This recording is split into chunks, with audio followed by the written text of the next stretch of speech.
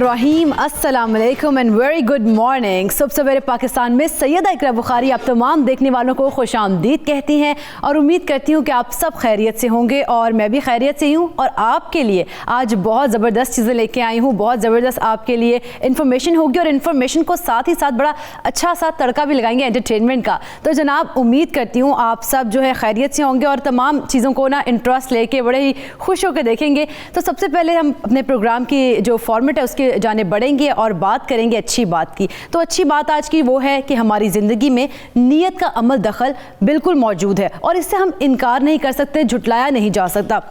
और ये भी वजह है कि अल्लाह ताला ने इंसान के हाथ में महज नीयत और कोशिश रखी, कामयाबी अल्लाह ताला खुद देता है। तो जनाब आप अच्छी नीयत कर लें, सुबह सुबह उठ के एक अच्छी नीयत करें और किसी भी अच्छी नीयत से कोई भी काम शुरू करें, चाहे किसी को पानी पिला रहे हैं अच्छी नीयत से, तो उसका अजर आपको अल्लाह ताला ज़रूर देंगे।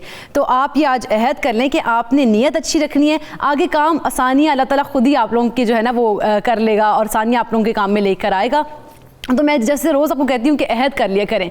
आज के दिन का जो हमने आपको अच्छी एक टास्क दे दिया, एक अच्छी बात बता दी है, उस पर अमल करें। आहिस्ता आहिस्ता जो आपकी ज़िंदगी है वो संवर जाएगी इंशाल्लाह। तो आप अहद कर लें कि आपने नीयत अच्छी रखनी है और सारे काम आपके अच्छे होंगे। जब नीयत अच्छी होगी तो आपको मौसम भी अच्छा लगेगा। और मौसम क्योंकि लाहौर की अगर बात कीजिए, मुझे लगता है कि लाहौर वालों की नीयतें बड़ी अच्छी हो गई हैं क्योंकि लाहौरी जो है ना वो अच्छी नीयत रख रहे हैं, तो मौसम जो है वो खुद ब खुद अच्छा होता जा रहा है। जैसे कि आज मैं जब आ रही थी तो ऐसे धुंध काफ़ी हो गई क्योंकि अब जो है ना अब वो स्मोक का जो है ना वो थोड़ा कम हो गया असर, अब जो फॉग है ना वो स्टार्ट हो गई है। तो मौसम अच्छा हो गया। तो अच्छे मौसम में सबसे पहले बागों के शहर लाहौर ही की बात करेंगे और लाहौर का जो कम से कम दर्जा हरारत है वो देखेंगे कि आज क्या रहेगा। तो कम से कम 14 और ज़्यादा से ज़्यादा 26 डिग्री सेंटीग्रेड रहने का इम्कान है।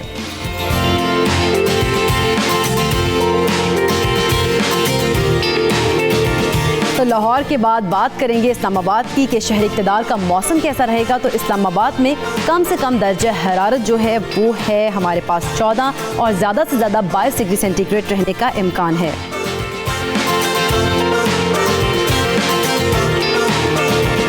शहर इक़्तिदार के बाद शहर क़ायद की बात भी हो जाए तो कराची में कम से कम दर्जा हरारत 20 है और ज़्यादा से ज़्यादा 31 डिग्री सेंटीग्रेड रहने का इम्कान है।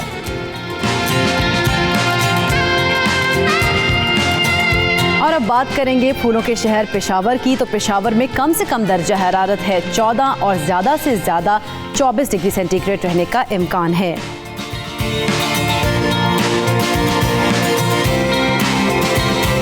तो अब बात की जाए कोयटा की कि कोयटा के शहरी जो हैं वो मौसम को किस तरह से एंजॉय कर रही हैं क्योंकि कोयटा में सर्दी जो है ना वो ज़्यादा होने लग गई है। तो कम से कम दर्जा हरारत जो है कोयटा का वो है 6 और ज़्यादा से ज़्यादा 16 डिग्री सेंटीग्रेड रहने का इम्कान है।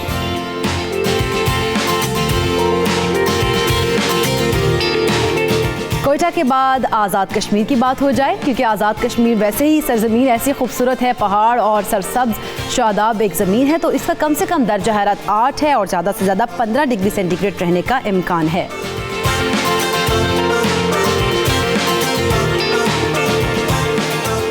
इंडोर और आउटडोर मेकअप की आज बात करने जा रहे हैं और इसका बेहतरीन तरीका क्या होता है, इसके ऊपर हम अपनी जो ब्यूटिशियंस मौजूद हैं, मेकअप आर्टिस्ट मौजूद हैं, उनसे टेक्निक्स लेंगे। ख़ास तौर पर सर्दियों की अगर बात की जाए तो सर्दियों में अच्छा मेकअप कैसे किया जाए, ये एक बड़ा ही क्रिटिकल किस्म का सवाल है जो कि हर ख़वातीन जो है ना हमारी उनको होता है कि यार मेकअप कैसा किया जाए। तो इस पर हम बात करेंगे। हमारे साथ जो आज स्टूडियो में हमारे गेस्ट मौजूद होंगे उनका आपसे इंट्रोडक्शन करवाती हूँ। सबसे पहले तो माहीन हमारे साथ मौजूद हैं। माहीन खुद भी बड़ी खूबसूरत है तो मेकअप की टेक्निक्स भी खूबसूरत हम लोग को बताएंगी।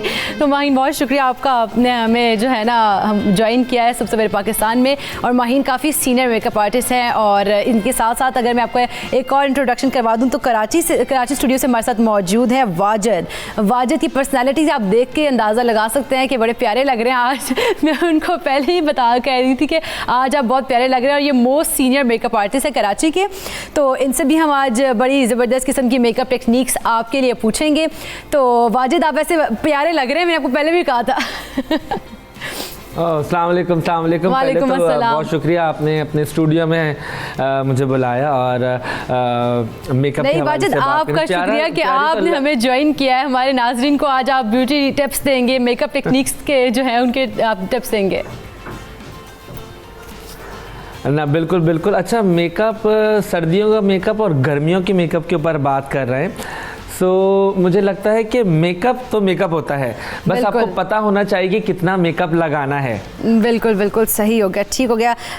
वाजिद, हम इसी पर बात करेंगे। एक और हमारे साथ मेकअप आर्टिस्ट मौजूद होंगी, सादिया, कुछ ही देर में वो भी पहुंच जाएंगी जनाब, तो वो भी आपको ब्यूटी टिप्स देंगी। तो सबसे पहले वाजिद आपसे शुरू कर लेते हैं। आप क्योंकि बताते हैं कि सर्दियों और गर्मियों के मेकअप में फ़र्क होता है और बुनियादी फ़र्क ये कि कितना किया जाए और कैसे किया जाए, तो आप इसी से स्टार्ट कर लेते हैं। ओके, मुझे लगता है कि आप जब गर्मियाँ होती हैं तो I don't use much product, जैसे सीरम नहीं लगाते हैं आप, प्राइमर में ज़्यादा यूज़ नहीं करता। मुझे ऐसा लगता है कि मुझे प्राइमर वैसे मेकअप को जो आपके जो पोर्स होते हैं वो बंद करने के लिए होता है, तो मैं प्राइमर भी शायद गर्मियों में नहीं लगाता हूँ। लेकिन सर्दियों में जब आप मेकअप कर रहे होते हैं तो आप सीरम यूज़ कर सकते हैं, आप लिक्विड फाउंडेशन यूज़ कर सकते हैं और आप लेस मेकअप लगाते हैं, कम मेकअप। क्या होता है कि मेकअप ज़्यादा कब लगता है, मेकअप ज़्यादा कब लगता है जब आपकी फाउंडेशन की सिलेक्शन सही नहीं होती है, ठीक है। तो सर्दी और गर्मी की बात नहीं है, आपको पता होना चाहिए कि कितना मेकअप लगाना है। ठीक हो गया, कितना मेकअप लगाना है। माहीन, वैसे क्योंकि सर्दियां हैं और वेडिंग सीज़न भी ऑन हो गया, तो आपके ख्याल में इंडोर और आउटडोर जो मेकअप है उसमें कितना फ़र्क होता है और तो होना चाहिए वैसे? वैसे मैं तो समझती हूँ विंटर और वेडिंग सीज़न हमारे यहाँ बहुत ही स्पेशल होता है। बिल्कुल। और हम अपने सारे शौक, अपने अरमान पूरे कर सकते हैं विंटर में। बिल्कुल। और मेकअप करने का भी मज़ा आता है, कपड़े पहनने का भी मज़ा आता है। तो आप अगर दिल करता है कि किसी को डार्क मेकअप चाहिए या कोई ऐसा मेकअप जो आप समर में नहीं कर सकते, क्योंकि डेफिनेटली आप समर में लाइट मेकअप्स में ही जाते हैं, तो विंटर में अपने शौक पूरे कर सकते हैं। डार्क लुक में भी, थोड़ा लाउड में भी जा सकते हैं, लाउड में जा सकते हैं। लेकिन माहीन, अगर हम देखा जाए, क्योंकि पंजाब की बात की जाए, खास तौर पे पंजाब में ये ट्रेंड हो रहा है, इनके आउटडोर जो है ना, हमारी वेडिंग्स बहुत ज़्यादा हो रही हैं और जितने भी फंक्शंस हैं लोग चाहते हैं कि भाई डे लाइट में हो जाए तो बड़े ज़बरदस्त लगे। तो डे लाइट में भी लाउड मेकअप अच्छा लगता है? नहीं, लाउड मेकअप इस सेंस में आप कर सकते हैं कि आप, वही बात है कि विंटर में आप प्राइमर्स यूज़ कर सकते हैं, फिक्सर्स कर सकते हैं, बेस अपनी सेटल रखें। आई मेकअप में आप डार्क जा सकते हैं, लिप कलर में डार्क जा सकते हैं, ग्लॉसी लिप्स अच्छे लगते हैं विंटर में। समर में आप ग्लॉसी लिप्स पे नहीं जा सकते, डार्क आई मेकअप में नहीं जा सकते। तो विंटर में यह है कि आप बेस अपनी हमेशा सेटल रखें, उससे आपका एक तो एज अच्छा मतलब कम लगती है, ठीक है ना, आप ज़्यादा एजिंग की तरफ नहीं जाते। जितना आप बेस ज़्यादा यूज़ करेंगे, आप अपने फाउंडेशन को ज़्यादा अपने फेस पर डालेंगे तो उतना ही आप ओवर एज लगेंगे और मेकअप में भी मज़ेदारी नहीं है, मज़ा नहीं आएगा। हाँ, तो आई मेकअप में आप डार्क जाएं, मतलब स्मोकी में जाएं, बड़ा मिस्ट्री सा एक लुक आता है। ग्लिटर आप यूज़ कर सकते हैं, ठीक है, स्मोकी में जाएं और आप इस तरह से कर सकते हैं। डार्क कलर के लिप्स, डार्क कलर के लिप कलर यूज़ करें तो अच्छा विंटर्स में डार्क में आप लिप कलर जो है वो यूज़ करने चाहिए। जी, कर सकते हैं। तो वाजिद, वैसे आपका क्या ख्याल है, डार्क जो कलर की लिप्स कह रही हैं, अगर माहीन कह रही हैं कि विंटर्स में हम डार्क लिपस्टिक के शेड्स लगाएं तो ये क्या अच्छे लगेंगे? अच्छा, मैं पर्सनली अगर ग्लिटर की बात करते हैं, जैसे glitter, I personally I don't like much glitter. मुझे डिस्को से काफ़ी शिकायत है। डिस्को मुझे बहुत ज़्यादा, जो ब्लिंक है वो मुझे बहुत ज़्यादा पसंद नहीं है। या एंड अगर धूप में आप लगाएंगे तो वो और ज़्यादा, क्या होता है कि यहाँ पे लोगों को पता नहीं कि कितना डिस्को लगाना है आँखों के ऊपर या कितना हाईलाइटर लगाना है। यहाँ पे मेकअप आर्टिस्ट जितने भी हैं, मैं ये नहीं कहूँगा, किसी को कोड नहीं करूँगा, but they just do makeup, they don't create. अगर आप सोच के करते हैं तो बहुत प्यारी चीज़ें होती हैं। अच्छा, डार्क कलर लगाएं, आप बिल्कुल लगाएं, लेकिन अगर धूप में आप ग्लॉस लगा रहे हैं तो ग्लॉस लगाने के भी तरीके होते हैं। मैंने देखा है बहुत सारी ख़वातीन इतना ग्लॉस लगा लेती हैं कि जैसे टपकने वाला होता है। तो अगर आप सिर्फ एक हल्का सा एक डॉट लेके उसको ब्लेंड कर रहे हैं तो वो ज़्यादा खूबसूरत लगता है। उसके अलावा ऑफ कोर्स फाउंडेशन आप पूरी लगाएं, कम फाउंडेशन का मसला नहीं है। देखें, मैं हर शो में, हर दफ़ा में ये बताता हूँ कि मेकअप आप करने के लिए बना है। कुछ लोगों लोगों के ऊपर बहुत ज़्यादा मेकअप अच्छा लगता है, कुछ लोगों के ऊपर बहुत कम मेकअप अच्छा लगता है। जब आपकी फाउंडेशन की सिलेक्शन सही होगी तो आप ज़्यादा भी मेकअप लगाएंगे तो वो ज़्यादा नहीं लगेगा। एक बेसिक चीज़ है ये। जब आप काले को गोरा कर रहे होते हैं तो ऑफ कोर्स आप पिगमेंट क्रिएट करते हैं। दो अच्छा वाजिद, आपने ये जो बात की ना काले को गोरा करने, ये बड़ा वैसे एक है, मैंने देखा है कि अगर थोड़ा सा किसी की कलर टैन है ना और उस पर कोई उसे गोरा करने की कोशिश की तो उसकी जो स्किन टोन है वो ग्रे में कन्वर्ट हो जाती है। तो ये क्या माजरा है, क्या मसला है? एग्जैक्टली हर किसी को ज़ेबा बख्तियार बनना है यहाँ पे, हर किसी को माहिरा खान बनना है। So you know and makeup में सैलून्स वालों से मेरी हमेशा से कंप्लेन ये होती है कि वो गोरा कर तो देते हैं। देखिए गोरा करने का भी अभी मैंने भी आपको बताया कि अगर आप दो बेसें मिक्स करते हैं तो आप एक बीच की एक टिंट बना लेते हैं, सही है। तो आप हमेशा क्रिएट करें डायरेक्ट। अगर आप किसी काले के ऊपर, किसी डार्क कॉम्प्लेक्शन के ऊपर या किसी सांवली रंगत के ऊपर आप 45 और आइवरी का बेस लगाएंगे तो वो गिरे ही होगा। सो पहले आपने क्या करना है, हल्का सा उसमें आपने ऑरेंज की आपने स्टिक लगानी है या ओरिएंटल मिक्स करना है। अगर आपके पास वो भी नहीं है तो आप ब्लशर जो होते हैं, ब्लशर का पैलेट होता है, आप पूरे मुंह पे ब्लशर, पिंक ब्लशर फेस पे लगा लें and then you can apply stick या फाउंडेशन कोई सा भी, ताकि वो एक बीच का शेड बन जाए। तो ऑलवेज क्रिएट। यहाँ पे क्या होता है कि हम सीखना नहीं चाहते हैं, हम करना नहीं चाहते हैं, हमें सिर्फ पैसे बनाने से मतलब है। सो जितने भी मेकअप आर्टिस्ट हैं, जितने भी लोग हैं जो भी ये शो देख रहे हैं, सो जब क्रिएट करते हैं तो मेकअप करें। अच्छा मेकअप की डेफिनेशन एक्चुअली क्या है, लोगों को लगता है कि हम सैलून जाके मेकअप करवा रहे हैं। अगर हम 50,000 रुपये दे रहे हैं या हम 30,000 रुपये दे रहे हैं या हम 80,000 दे रहे हैं या हम लाख दे रहे हैं तो 1 लाख रंग मुँह पे लगा दें, ऐसा नहीं है। अगर आपके चेहरे पे एक लिपस्टिक अच्छी लगती है तो वो आपका मेकअप है। बिल्कुल बिल्कुल ठीक है। अगर आपके चेहरे पे सिर्फ एक लाइनर अच्छा लगता है या अगर आपके मुंह पे, अगर आपके फेस पे सिर्फ एक लाइनर अच्छा लगता है, लाइनर की लाइन अच्छी लगती है तो वो आपका मेकअप है। मेकअप के मतलब ये नहीं कि आपने पूरी पर्सनैलिटी चेंज कर दी है। आपके बाल खूबसूरत होने चाहिए, आप ब्लो ड्राई करें, अपडू करें, जेल बैक बाल बना दें, क्लासिक जो जितनी सारी चीज़ें आप वो करें, आप ज़्यादा ग्रेसफुल लगते हैं मेरे ख्याल से। ग्लिटर लगाएं, बहुत कम लगाएं, बहुत ज़्यादा नहीं। हाईलाइटर इतना मुंह पे लगा दिया जाता है। की बात की ना कि डिस्को लगता है, तो हमारे यहाँ पे कहा जाता है जी नूर लगा दो चेहरे पर कि इसे हाईलाइटर से ना नूर आ जाता है चेहरे पर। सब बिल्कुल आप लगाएं। अच्छा क्या होता है कि हाइलाइटर का क्या है कि हाइलाइटर जो दबी हुई जगहें हैं उनको हाईलाइट करने के लिए होता है, ठीक है। जैसे आपका नाक का एरिया ये दबा हुआ होता है, आपने हल्का सा यहाँ पे लगा दिया तो आपकी ये जगह उठी हुई लगती है। अगर आपका हाई चीक बोन्स नहीं तो हल्का सा आपने यहाँ पे लगा दिया, पूरा आंखों के नीचे लगाने से ऐसा लगता है तेल निकल आया है, वो तस्वीरें भी बुरी आती हैं। सो बहुत कम लगाएं, सारी चीज मेकअप लगाएं लेकिन उतना लगाएं जितनी आपके फेस पे जरूरत है। चलें जी, जितना मेकअप की जरूरत है ना उतना ही बहुत ज्यादा तो नहीं बोल दिया मैंने। नहीं बिल्कुल, जितना बोला बड़ा अच्छा बोला बल्कि, और यकीनन हमारे जो व्यूअर्स हैं ना उन्होंने भी आपकी गुफ्तगू को बड़ा एंजॉय किया होगा। लेकिन अब थोड़ा सा ना बजट की तरफ भी आते हैं, क्योंकि आप बात करते थे ना 80,000, 50,000 और लाख की बात करते हैं और उतनी लाइनें लगा दी जाए। लेकिन लाइनों से बढ़कर महीने एक बात यह कि जैसे कि क्योंकि महंगाई हम सबको ही पता है ज़्यादा हो गई है, महंगाई बढ़ गई है, तो इसके ऊपर जो हमारा मेकअप है उसके ऊपर भी असर हुआ, इसका पड़ा। और जो दूसरे हमारे आपके पास कस्टमर्स अगर आते हैं तो क्या शिकायत करते हैं वो बेचारे कि भाई इतना महंगा मेकअप कर रहे हैं आपने? जी बिल्कुल। पहले तो मैं वाजिद की एक बात का ज़रूर जवाब दूंगी कि मेकअप डेफिनेटली उतना ही करना चाहिए जितना अच्छा लगे। कोई भी मेकअप आर्टिस्ट ऐसा नहीं करता कि वो बस आज उसके पास कोई ब्राइड आ गई है तो उसको सारा मेकअप उसी पे लगा। मैं एक मतलब ये बात ज़रूर कहूँगी, मैं खुद बहुत कम मेकअप करती हूँ और उतना ही करें जितना अच्छा लगेगा। और ग्लिटर या अदर जितने भी मेकअप्स हैं उनकी कैटेगरीज हैं डेफिनेटली। अब अरेबिक मेकअप है, बहुत खूबसूरत लगता है, लेकिन अगर ब्लेंड किया जाए, अच्छा किया जाए तो हर चीज़ को ये है कि अच्छे तरीके से उसके साथ आप प्ले करें, उसको आँख के मुताबिक मेकअप को डालें तो वो खूबसूरत लगता है। तो अदरवाइज़ ये है कि मेकअप हमारे यहाँ ख़वातीन भी जब किसी सैलून में जाती हैं, हमारे पास भी आती हैं, तो वो यही सोच के आती हैं कि मुझे बहुत मेकअप करना है। तो उनको मेकअप आर्टिस्ट ही ये बताता है, ये समझाता है कि भाई मेकअप उतना ही करें जितना कि आपको आप पास बैठी हुई अच्छी लगे। ये नहीं कि आपने सिर्फ पिक्चर्स और वीडियोस के लिए मेकअप कराना है, आपने डेफिनेटली फैमिली गेट टुगेदर और फंक्शंस पे सब लोगों ने आपसे मिलना है, लोग आपको देख के डरना चाहें। तो मैं समझती हूँ कि अच्छा मेकअप आर्टिस्ट वही है जो अपने जो क्लाइंट्स हैं उनको समझाए और उनकी बातों में ना आए।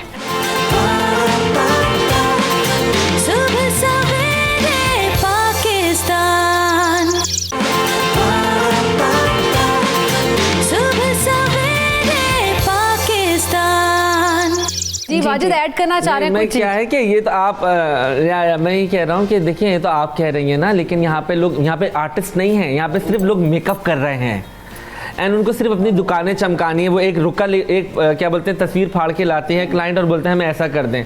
अरे आप कैसे ऐश्वर्या लग सकती हैं? एक और टॉपिक है, ये एक और टॉपिक है, इसको भी हम क्योंकि ये बड़ा मैं यही कह रही हूँ कि हमें उनकी बातों में नहीं आना चाहिए। और दुकानें चमकाने के अलावा एक रेपुटेशन भी होती है। आप जितने भी मेकअप आर्टिस्ट हैं वो एक रेपुटेशन से मार्केट में काम करते हैं।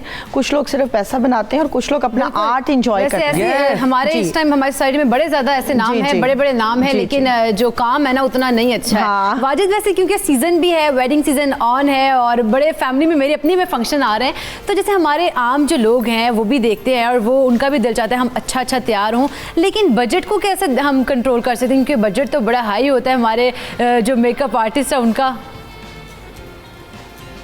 नहीं तो देखिए क्या बोलते हैं, जो सैलून नहीं आ सकते हैं, जो चीजें नहीं हो सकती, तो आप घर में भी मेकअप कर वाजिद सकते हैं। एक बात ये है कि यही रीजंस हैं, इसीलिए बेचारे लोग ना अताई मेकअप आर्टिस्ट होते हैं, उनके पास चले जाते हैं और इतना मेकअप करके फिर लोग डर जाते हैं कि यार ये क्या हो गया। देखिए अब लोगों ने नहीं, आप घर में भी मेकअप कर सकते हैं। सही है, खुद घर में कर सकते हैं, लेकिन कर कैसे सकते हैं? मैं आपको बिल्कुल बताऊंगा। क्या है कि अभी आपने एक सिंगल आपके कपड़ों के ऊपर है, आपने अगर आप अपनी आपकी वैनिटी में गोल्डन शेड जरूर होना चाहिए, एक डार्क ब्राउन शेड जरूर होना चाहिए, एक पिंक ब्लशर होना चाहिए और एक ब्राउन कॉन्टूरिंग का शेड होना चाहिए। आपका पूरा मेकअप उससे कंप्लीट हो जाएगा। If you don't have eye liner तो आपके पास काजल पेंसिल ज़रूर होनी चाहिए कि आप काजल से आप अपने आई लाइनर को आप फिक्स करें। यानी कि वाजिद आप सस्ते में खस्ता मेकअप करना सिखा रहे हैं।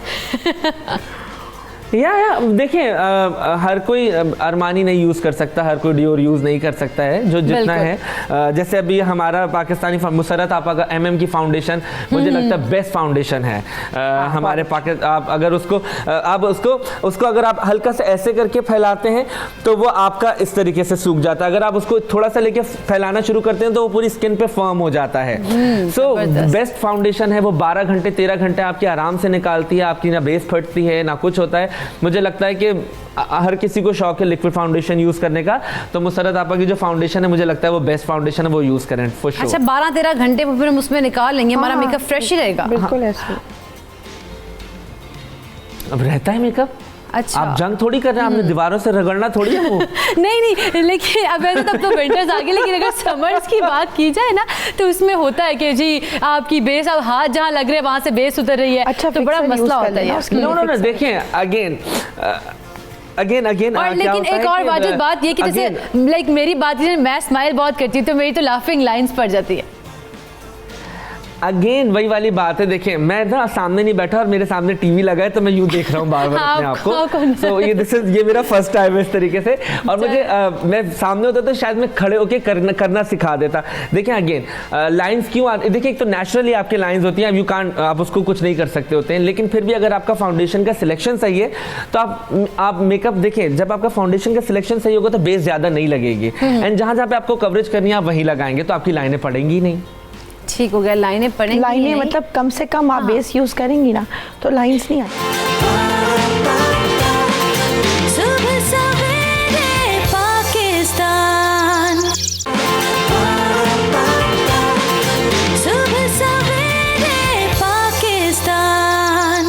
माहीन जैसे अब हम बजट पे बात करें तो क्या आप वैसे अपने मिनिमम बजट में अगर किस तरह से इतना अच्छा मेकअप कर दें कि आपका जो कस्टमर है वो भी सेटिस्फाई हो जाए? एक्चुअली यही बात होती है। मैं समझती हूँ कि जब आप किसी सिग्नेचर सैलून में जाते हैं और वहाँ पर एक आर्टिस्ट मेकअप कर रहा है, डेफिनेटली उसने भी इतनी मेहनत की है, ग्रेड्स बनाया हुआ है कि जैसे A आर्टिस्ट है, B आर्टिस्ट है एंड देन सिग्नेचर। कोई सॉफ्ट मेकअप बुक करा लें, मतलब आप ना जाएं इतने मतलब। लेकिन रेट्स डिफरेंट क्यों होते हैं ब्राइडल मेकअप के? अगर आप देखा जाए मैंने वैसे मतलब अगर मैं I don't want to name it, लेकिन ये कि 50,000 80,000 यानी कि ये सिग्नेचर ब्राइडल के आप मैं अब आपसे यही कहूंगी कि इस तरह ब्राइडल ड्रेसेस की भी तो रेट्स होते हैं ना। राइट लेकिन ब्राइड एक प्रिंसेस है, ब्राइडल मेकअप है नहीं, लेकिन मेकअप पे आगे तो सबके रेट खत्म हो जाते हैं। हाँ, बजट नहीं होता है। यही बात है, बजट खत्म हो जाता है कि मेकअप की हमारी दफा बजट। वाजिद वैसे व्यूअर्स के हक में बात करें माहीन, मैं वही कह रही हूँ कि वो ब्राइडल ड्रेसेस, ज्वेलरी।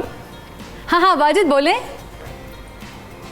माहिन यही होता है ना सैलून पे जी, बजट नहीं है। लोग आके यही कहते हैं ना कि आप इतना में जी, आप कपड़े बना रहे हैं, आप शादी का खाना कर रहे हैं, आप वेन्यू पे इतना खर्च कर रहे हैं, आपके पास मेकअप का बजट नहीं। मैं ये बात जरूर कहूंगी कि और कपड़े तो खैर वो बहुत ज़्यादा बजट ले जाते हैं, और उसके अलावा जो आजकल ज्वेलरी है, देखिए पहले तो था कि चले फिर भी गोल्ड की ज्वेलरी पहना दी है, अब आर्टिफिशियल ज्वेलरी इतनी ज़्यादा, मतलब एक सेट पहन ले अच्छा सा खूबसूरत सा, नहीं वो भी इतने बड़े बड़े सेट पहन लेने हैं, तो हाँ, लेकिन इन सब के बावजूद अगर हम इन सारी चीज़ों को छोड़ दें, मेकअप की बात करें, मेकअप को तो ब्राइडल मेकअप, पार्टी वेयर, जो मतलब आप पार्टी मेकअप कर रहे हैं, कोई आप बर्थडे पे जाना है उस पे मतलब मेकअप कुछ ऐसे, तो इनमें इतना डिफरेंस क्यों आ जाता है? लाइक मुझे लगता है जहाँ तक ब्राइडल मेकअप के ऊपर एक थोड़ा, देखिए ब्राइडल मेकअप की एक जिम्मेदारी होती है। ब्राइड, मैं समझती हूँ कि जब मतलब हम लोग आप अपनी वो जो मेहनत करते हैं इतनी ज्यादा, उसकी आप इतनी रकम वसूल करते हैं, क्योंकि वो टेक्निक है।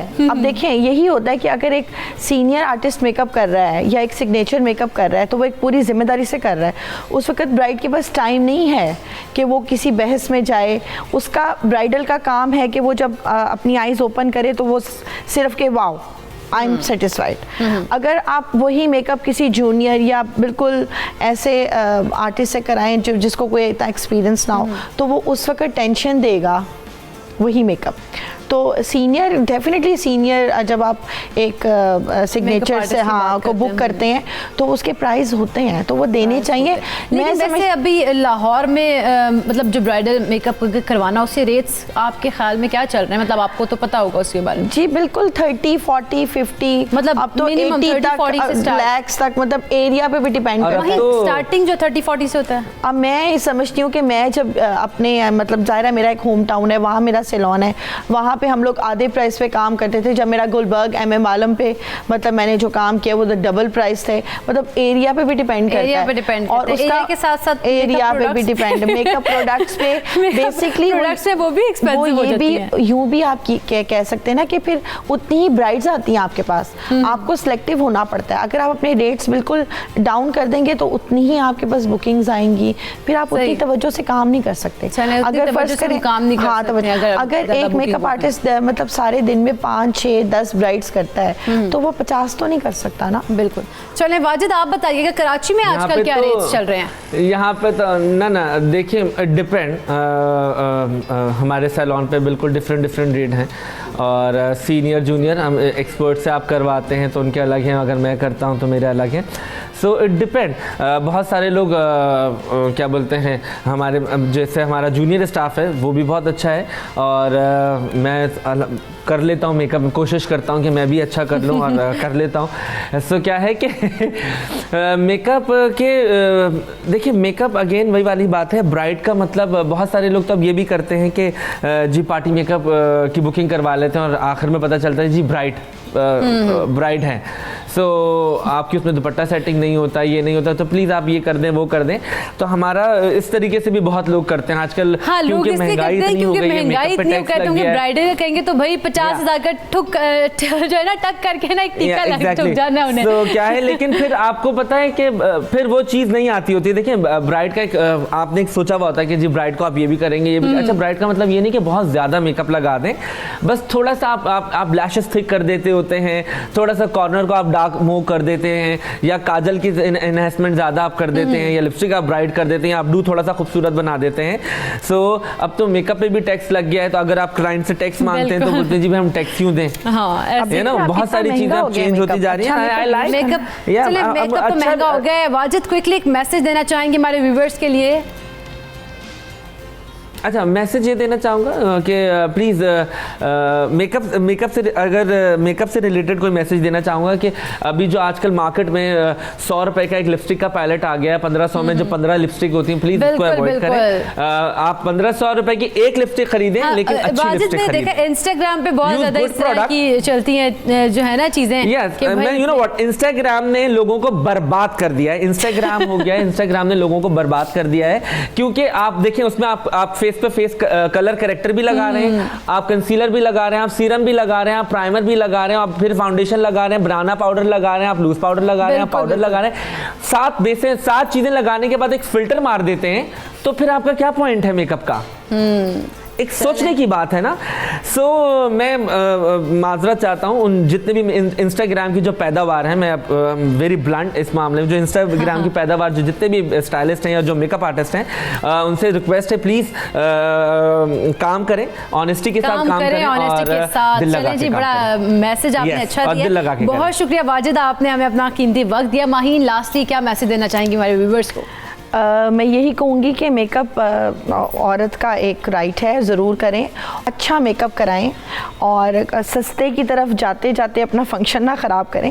मतलब अच्छा पैकेज ले लें, डिस्काउंट हम करने के लिए तैयार होते हैं अपने अच्छा, वेडिंग सीजन है तो क्योंकि आप लोग पैकेजेस भी निकालते हैं? जी बिल्कुल, हम लोग डील्स देते हैं और हमारा सबसे बड़ा जो एक इशू है वो ये है कि जब हम लोग डील्स देते हैं, जब पैकेज निकालते हैं, तब हमारी ख़वातीन सो रही होती हैं और जब हम लोग बुकिंग कर लेते हैं तो फिर वो आ जाती हैं, डील्स ख़त्म तो टाइम पे आएँ ताकि हम लोग भी अपनी डायरी अच्छी सेट करें। हमने भी अपने हाथों से काम करना है, मशीनों से नहीं करना।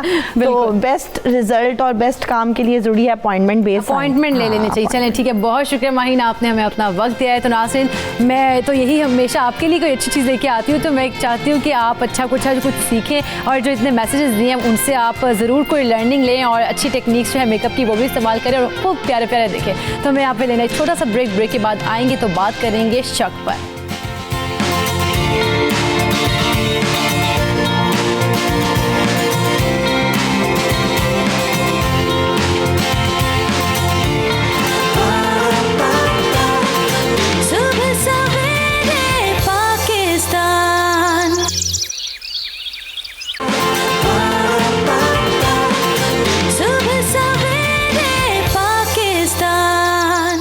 शक क्या है, लोग शक करते क्यों हैं और इससे क्या क्या नुकसानात उनको उठाने पड़ सकते हैं, और हमारी ज़िंदगी में मौजूद खूबसूरत रिश्ते इस किस्म के जो शक है इससे किस तरह मुतासर हो जाते हैं, इस सब पर आज तफसील से बात करेंगे और जानेंगे कि जब ऐसी अज़ियतनाक सूरत हाल पैदा हो जाती है तो इसमें हमें क्या करना चाहिए। तो सबसे पहले तो अपने गेस्ट से आपका तारुफ करवाते चलूँ। तो सबसे पहले लाहौर स्टूडियो में हमारे साथ मौजूद हैं जी बीना गोवंदी, जो कि वैसे किसी तारुफ की मोहताज नहीं है, माशाल्लाह से एक बड़ी अच्छी पर्सनैलिटी आपकी और बड़ी टॉकेटिव और बड़ी फ्रेंडली हैं। अदीब भी हैं, मुसन्निफ़ा भी हैं और शायरा भी हैं, तो आपकी शायरी भी वैसे हम सुनेंगे थोड़ी बहुत शुक्रिया आपका।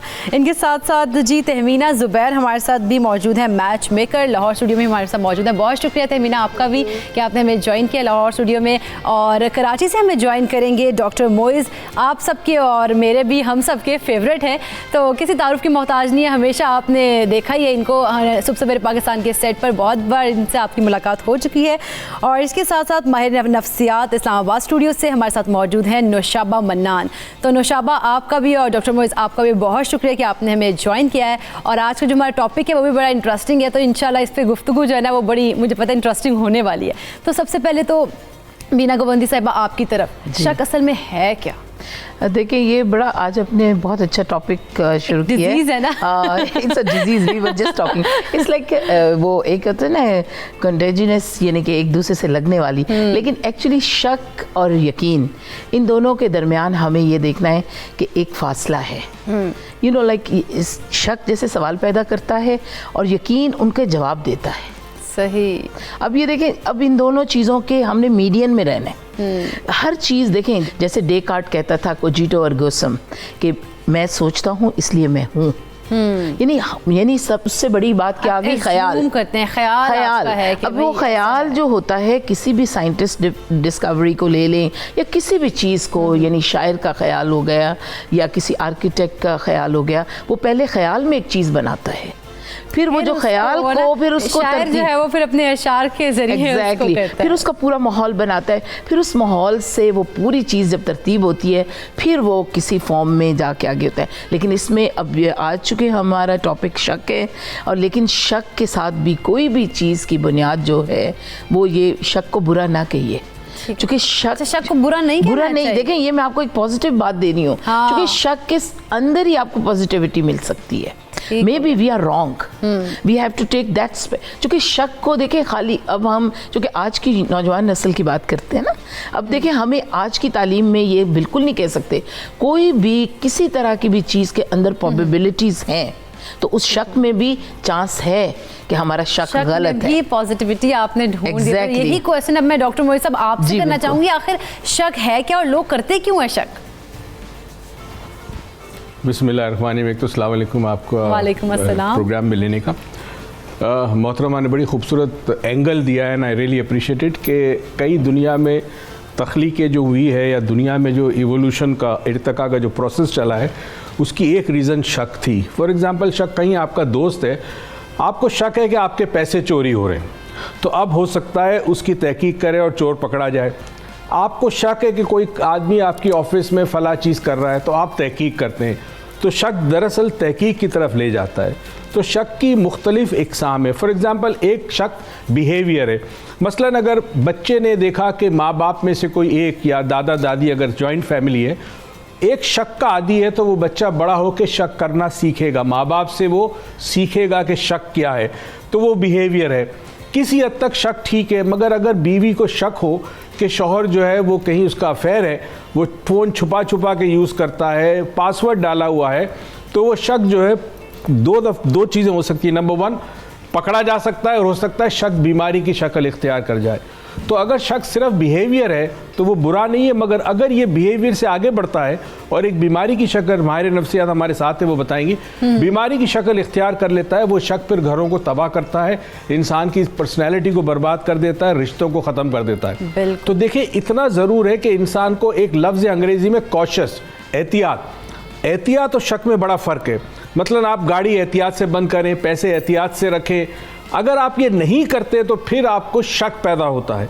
तो बज़ाहिर शक ना बुरा है ना अच्छा है, डिपेंड करता है उसकी इंटेंसिटी या उसके अंदर कितने लोग इन्वॉल्व हो जाते हैं, कितना माशरा इन्वॉल्व हो जाता है।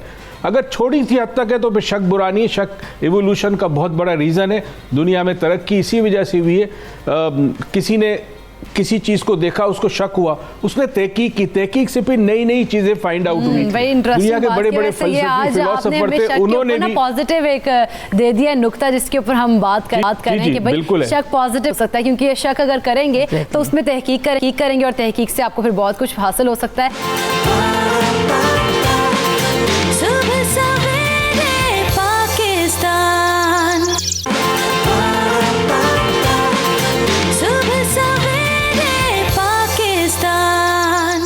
नौशाबा, इसके पीछे साइकी क्या होती है? जैसे कि डॉक्टर मोइज ने भी कहा कि वो साइकी वाला जो है ना, वो आंसर आप ही बेहतर बता सकती हैं। जी, बिस्मिल्लाहिर्रहमानिर्रहीम। शुक्रिया इकरा आपके मदद करने का, हमेशा की तरह। बहुत अच्छे टॉपिक मेरे मोहतरम माशाल्लाह साहब ने भी, और उन्होंने बहुत अच्छे तरीके से अपना जो उनका एक पर्सपेक्टिव था वो बताया। इसके साइकोलॉजिकल अगर हम शक की कोई डेफिनेशन या इंटरप्रिटेशन करें, देखिए एक चीज़ मैं हमारे देखने वालों को बताऊंगी कि इंसान एक मुसलसल कॉग्निशन, जिसको हम कहते हैं कि हम कैसे चीज़ों को देखते हैं, कैसे उनको परसीव करते हैं और कैसे उनको इंटरप्रेट करते हैं, ये हमारी परसेप्शन हमारे डिफरेंट नाक आँख कान से हम ले रहे होते हैं, इन्वायरमेंट उसमें रोल प्ले कर रही होती है। इसके अंदर कुछ ख्यालात का जो आना या जो हमारा उसके अंदर हमारी पास्ट एक्सपीरियंसेस, हमारा बिलीफ सिस्टम्स, जो कि हमारी तरबियत का भी हिस्सा होता है एट टाइम्स, कि जैसे बिल्ली का गुजर जाना, कुछ लोग वहम, जिसको बाज़ औक़ात शक एक वहम की शक्ल इख्तियार कर लेते हैं, जैसे डॉक्टर साहब ने भी कहा कि इसकी साइकोलॉजिकल, क्योंकि अगर आप बार बार रिपीटिटिव एक्शंस अगर आपके, जैसे बाज़ औक़ात लोगों को शक होता है जैसे हमारे हाथ साफ़ नहीं है, जैसे पता नहीं मैंने दरवाज़ा लॉक किया या नहीं किया, शायद मेरे बारे में लोग बातचीत कर रहे हैं, बाज़ औक़ात ये जब शक बढ़ता ये एक आदत है, और जब ये बढ़ता है तो तजस्सुस जिसको आप कहते हैं, या आप कहते हैं ऑब्सेस्ड हो जाते हैं, तो ये फिर OCD या ऑब्सेसिव कंपल्सिव डिसऑर्डर का शक्ल इख्तियार कर लेता है। यूजुअली इसका रीज़न यही होता है कि डाउट करना खुद के ऊपर, जैसे इन्होंने पहले कहा कि डाउट करना बुरी बात नहीं है, हमारा ब्रेन कॉन्टिन्यूस एक रीजनिंग कर रहा होता है, यही रीजनिंग हमें फैसला करने की सलाहियत देती है कि हमने अपनी ज़िंदगी को किस तरफ लेकर जाना है। लेकिन उसकी पॉजिटिविटी, फिर वही वाली बात आ जाती है प्रोजेक्शन।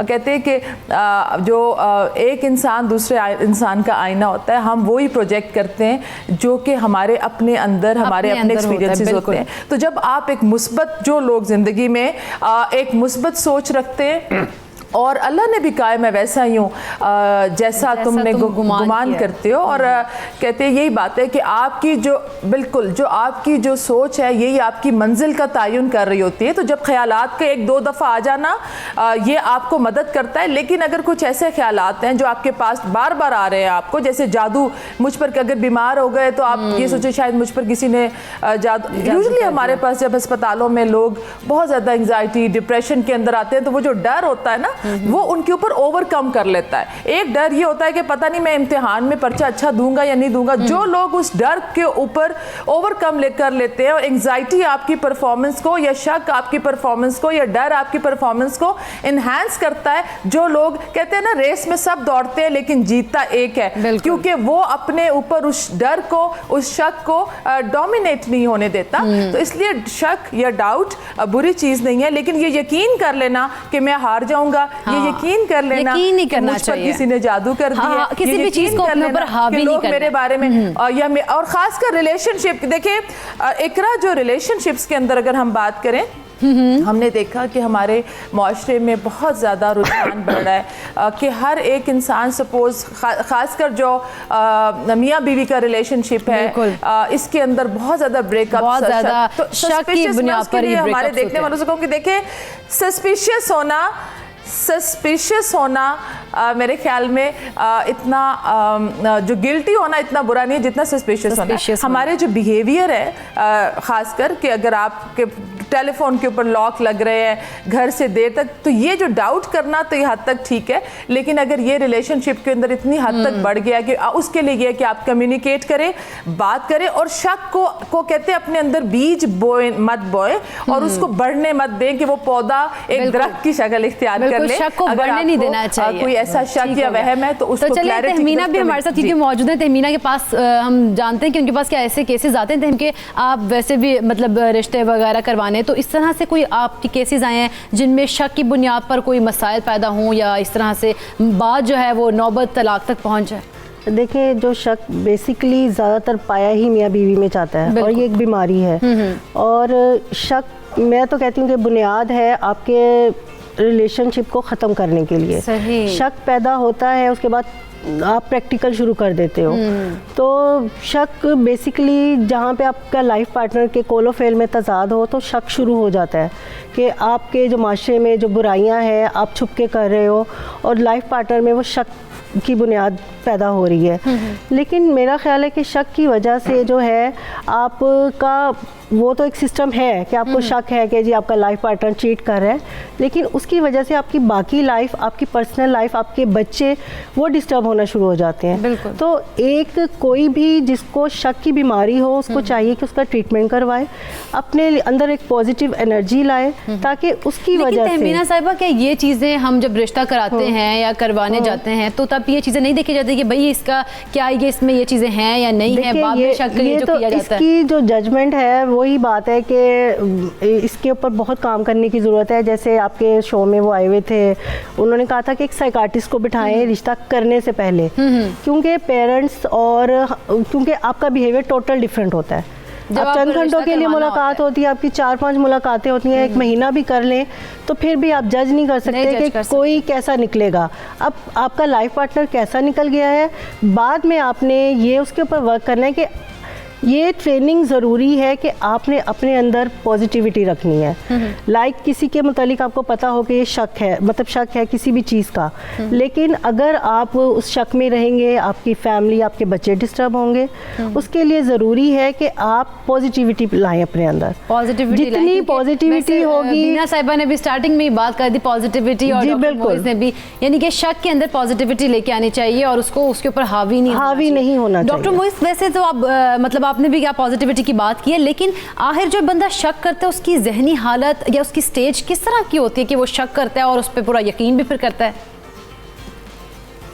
अच्छा, एक चीज़ मैं आपको बताता चलूँ इन्फॉर्मेशन के लिए हमारे नाजरीन की भी, कि पॉजिटिविटी हकीकत में होती नहीं है। क्योंकि पॉजिटिव और नेगेटिव जो है इन दोनों को साथ रखे तभी ज़िंदगी चलती है, कायनात चलती है। तो अब हमें पॉजिटिव सिर्फ नहीं होना, हमें रिसोर्सफुल होना है, हमें एम्पावर्ड होना है। तो मैं थोड़ी सी शक के हवाले से कुछ बातें करता चलो, फिर हमें पता चलेगा शक है क्या। बिल्कुल। देखिए, अगर आपको शक है कि दूध में मिलावट है तो आप तहकीक करेंगे।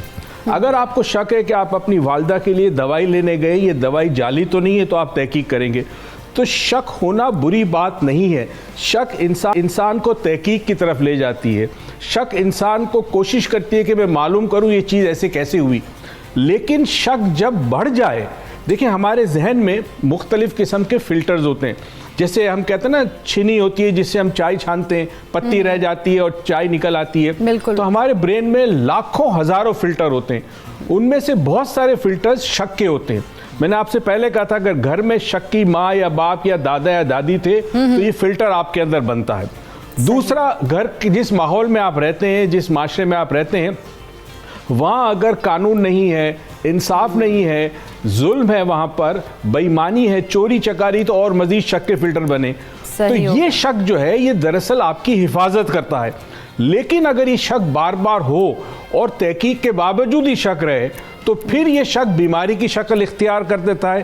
डॉक्टर साहब ने बताया ओसीडी से एक अलावा एक और चीज़ भी होती है, उसे कहते हैं ऑब्सेसिव कंपल्सिव थिंकिंग डिसऑर्डर। एक ही चीज़ के बारे में सोचते सोचते सोचते सोचते इवेंचुअली डिसऑर्डर हो जाता है और फिर दवाइयाँ लेनी और साइकाट्रिस्ट का इलाज लेना ज़रूरी होता है। तो अब हमें समझना ये है कि शक के लिए हम पर्सनैलिटी क्या होनी चाहिए। देखिए, जब किसी शख्स के साथ आपका ताल्लुक बनता है, चाहे वो रिश्ता हो, चाहे आप ऑफिस में काम कर रहे हो, चाहे किसी के साथ दोस्ती हो, तो आपने ये देखना है कि वो शख्स आप पर एतमाद करता है कि नहीं। जहाँ एतमाद होगा, भरोसा होगा, वहाँ शक नहीं होगा।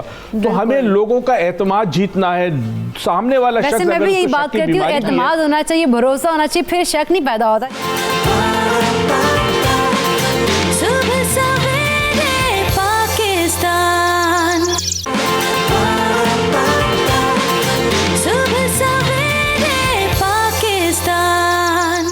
कॉलर भी हमारे साथ मौजूद है, याहिया। अस्सलाम वालेकुम याहिया। जी जी जरूर। इस्लाम, कैसी हैं आप?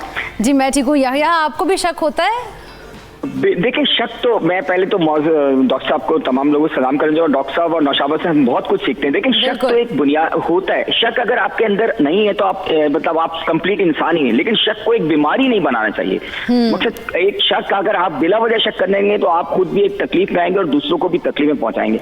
और देखिए, मैंने जो बात समझी ना, शक करने से इंसान की डिसीजन मेकिंग पावर भी बहुत कम हो जाती है। क्योंकि जब आप बार बार किसी पर इत्मीनान नहीं करेंगे, शक नहीं, डॉक्टर साहब ने कहा ना कि आप बिल्डअप करें अपना रिलेशनशिप।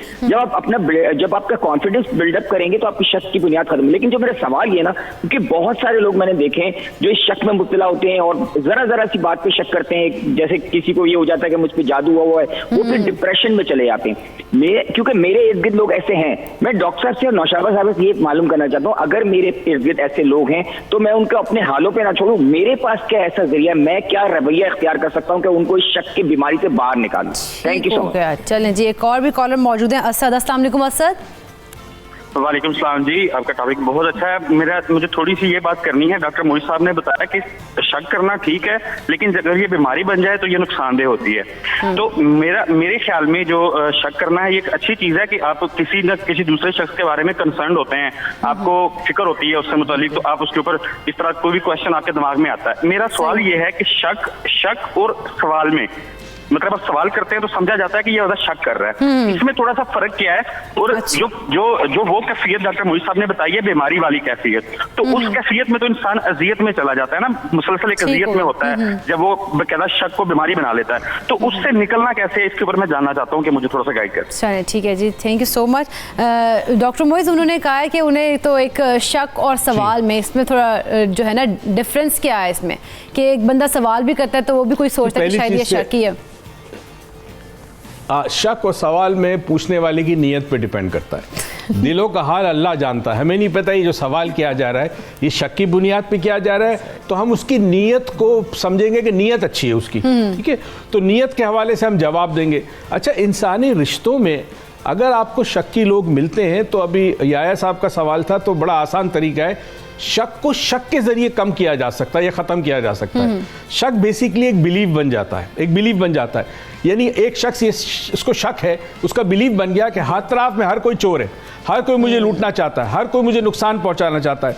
वो ज़िंदगी में बहुत ज़्यादा एहतियात करने लगता है, जिसकी वजह से ज़िंदगी में नाकाम होता है। तो अब अगर उसके काउंटर में आप एक और बिलीफ उसको दे दें कि दुनिया में बहुत सारी चीज़ें जो इंसान पहले बिलीव करता था कि फॉर एग्जांपल ज़मीन जो है वो बिल्कुल फ्लैट है और सूरज ज़मीन के गिर्द घूमता है, फिर बाद में साइंस ने कंफर्म किया कि नहीं ऐसी बात नहीं है, ज़मीन सूरज के गिर्द घूमती है और ज़मीन जो है वो गोल यानी स्फीयर है।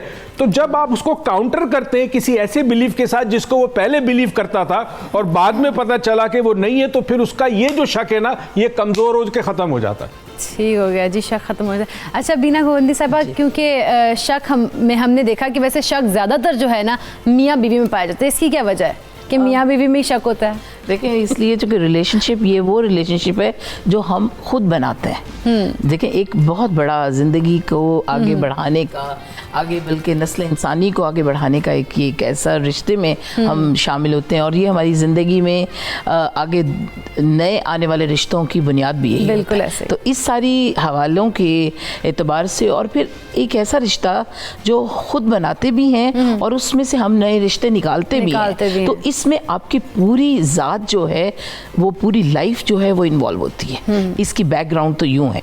इसलिए अच्छा, इस रिश्ते के अंदर एक सबसे खूबसूरत चीज़ है एहतराम।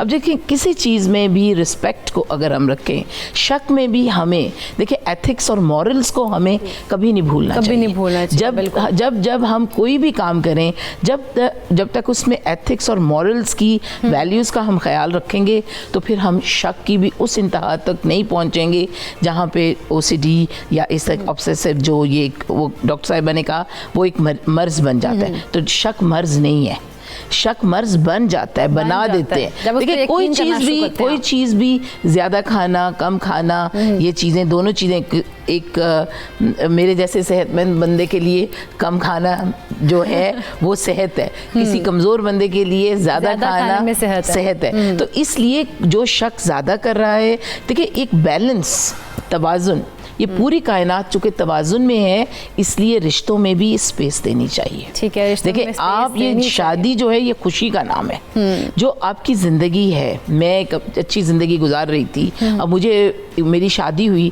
अब मेरी उस ज़िंदगी को पूरी तौर पे शक की बुनियाद पे या मैं किसी की ज़िंदगी को शक की बुनियाद पे तबाह ना करूँ। अब हम उसमें स्पेस देंगे, देखिए स्पेस देना, एग्जैक्टली किसी चीज़ को भी स्पेस देनी बहुत ज़रूरी है। इवन हमारे सेल्स के अंदर स्पेस होती है। अब यहाँ से देखिए ना, मैं तो सेल के अंदर भी स्पेस, सेल्स के अंदर तो खुदा ने जब हर चीज़ में स्पेस दी है, बल्कि खला आपको पता है ज़मीन और आसमान के दरमियान स्पेस है। जो स्पेस जो है ना, टाइम एंड स्पेस, इस सारी कायनात उस पे है। हमारे एक एक रवैये का, हमारे लफ्ज़ों में स्पेस है, हमारी हरूफ तहज्जी में स्पेस है। तो ये स्पेस जो है ना बड़ी खूबसूरत चीज़ है, स्पेस देनी चाहिए। अब आप अपना बाकी प्रोग्राम स्पेस पे चलाइए। बिल्कुल। नौशाबा, इसको कंट्रोल कैसे कर सकते हैं हम, क्योंकि शक एक अगर उस पर कंट्रोल ना किया जाए वो बीमारी बन जाती है?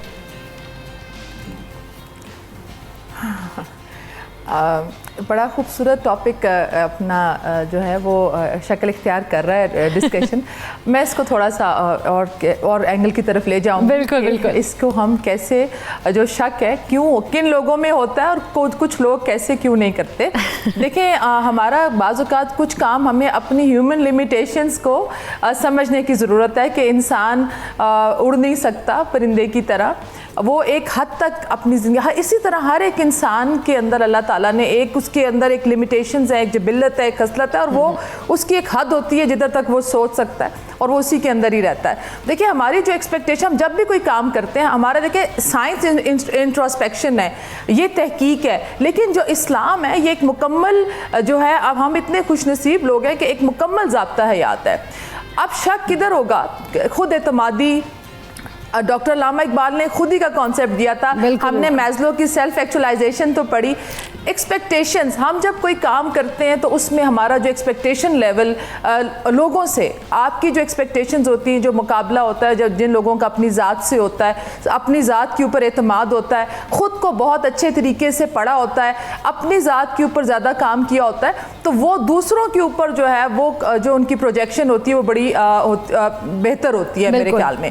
3-4 चीज़ें मैंने देखा कि 4 चीज़ों से लोग हमारे पास आते हैं जिसका अल्लाह ने वादा किया है, ज़िंदगी मौत, इज्जत जिल्लत, नफ़ा नुकसान और रिस्क। रिस्क के अंदर आपके मियाँ बीवी, बच्चे, दोस्त बाप, अच्छी शक्ल, अच्छा इखलाक, आपकी गुफ्तगू, आपकी जहानत, ये सब अल्लाह ताला के रिस्क में है। हमें ये समझना चाहिए कि अल्लाह हर एक इंसान अपना एक रोल प्ले कर रहा है और आप खुद को वैल्यूएट करें। जब ये चीज़ें आपको समझ आ जाती हैं कि जो कुछ भी ज़िंदगी में हो रहा है उसके पीछे जब आपने अपना रोल पूरा प्ले करें, अपना जो पर्चा है, जब आपने वो अच्छी प्यारी से फिल कर दिया और लाइफ को आपका एक अपनी ज़िंदगी का मकसद है, जब आप वो फिल कर लेते हैं तो फिर ये डर कम हो जाता है कि मैं फेल ना हो जाऊं। बाकी आगे जो रिजल्ट देने वाला वो अल्लाह की ज़ात है। आप जो रिजल्ट आपकी ज़िंदगी का दे रहा है वो आप कोई इंसान नहीं दे रहा, वो रब की ज़ात है और वो बहुत अच्छे फैसले। नौशाबा नियत अच्छी कर लेना तो फिर अजर जो अल्लाह ताला खुद ही देता है। और हमारी आज की अच्छी बात भी वैसे ये थी कि नियत अच्छी करें, अजर अल्लाह ताला देंगे। डॉक्टर साहब ने कहा कि नियत की बात की थी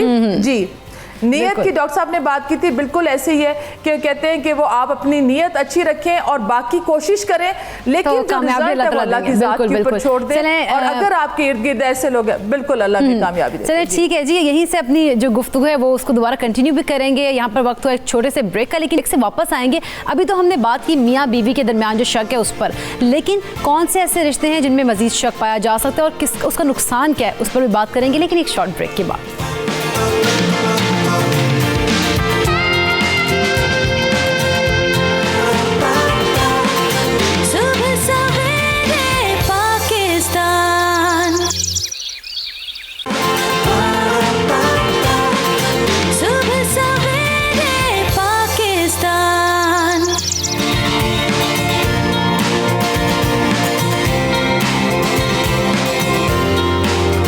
वेलकम बैक। जैसे कि ब्रेक पर जाने से पहले हम बात कर रहे थे मियाँ बीवी आपस में एक दूसरे पर शक क्यों करते हैं, तो अब जो हम बात करेंगे वो करेंगे कि माँ बाप बच्चों पर शक क्यों करते हैं या क्यों इस तरह की ज़रूरत पेश आती है कि बच्चे माँ बाप जो है वो बच्चों पर शक करने लग जाते हैं। इस सब पर हम बात करेंगे। हमारा पैनल भी हमारे साथ मौजूद है और बड़ी प्रोडक्टिव जो है गुफ्तगू चल रही है, लेकिन इससे पहले कॉलर हमारे साथ मौजूद हैं तो उनसे बात कर लेते हैं। अस्सलाम वालेकुम। कॉलर हमारे ड्रॉप हो गए हैं। चले मैं आपसे बात कर लेती हूँ बीना साहिबा, क्योंकि अगर हम बात करें माँ बाप की कि माँ बाप बच्चों पर शक करते हैं, तो क्यों करते हैं बच्चों पर माँ बाप शक? देखिए ये बड़ी एक सिंपल सी गुंजाइश ही क्यों पैदा होती है, मतलब ये बात ही है। अच्छी बात है माँ बाप बच्चों पे, अच्छा जिसको वो बच्चे शक समझते हैं ना, लेकिन 2 चीज़ें साथ साथ चल रही होती हैं, माँ बाप का तजर्बा और बच्चों की नई ज़िंदगी की एक्सप्लोर करना, लाइफ को एक्सप्लोर करने का तजर्बा।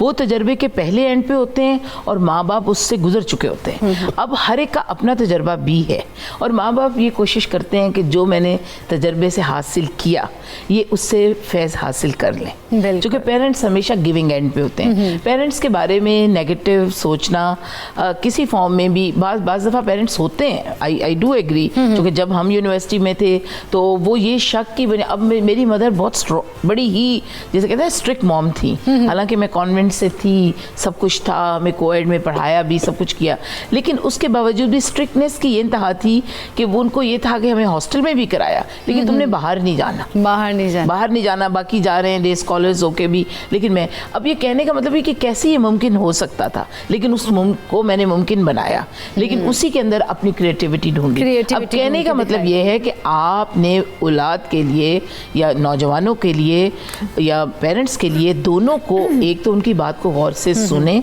और उनके ऊपर अमल करें। बच्चों की बात को पेरेंट्स सुने और फिर उसके ऊपर उनके अमल भी करें, अमल करें, पेरेंट्स भी सुने, क्योंकि देखें इस चीज के दोनों को ये अंडरस्टैंड करना है। वही बैलेंसिंग सिचुएशन आ गई ना कि बैलेंस अगर हम कर लें अपने इस रिश्ते में तो हमारा बहुत से मसाइल का हल हो जाएगा। तो ये मैं समझती, एक तो ये बात होगी। दूसरी ये बात है कि पेरेंट्स जो शक करते हैं ना, वो बच्चों पे शक नहीं करते, उस माहौल पे शक करते हैं, माहौल जिससे वो गुजर रहे होते हैं। वो उनको ये होता है कि कोई बंदा इनको बेट्रे ना कर दे, कोई इनको धोखे में ना दे दे। तो चले ये उनकी एहतियात है ना, वो बच्चों को ख़राब ना करे, पेरेंट्स इसीलिए कंसर्न होते हैं। लेकिन हमारे पास एक केस भी मौजूद है, तो वो एक्सपीरियंस अपना शेयर करेंगी। तो राबिया आप अपना एक्सपीरियंस शेयर करें कि आखिर क्या आपको क्या शक है, आपके ऊपर शक है या आपके पेरेंट्स को आप पर शक है, क्या मसला है?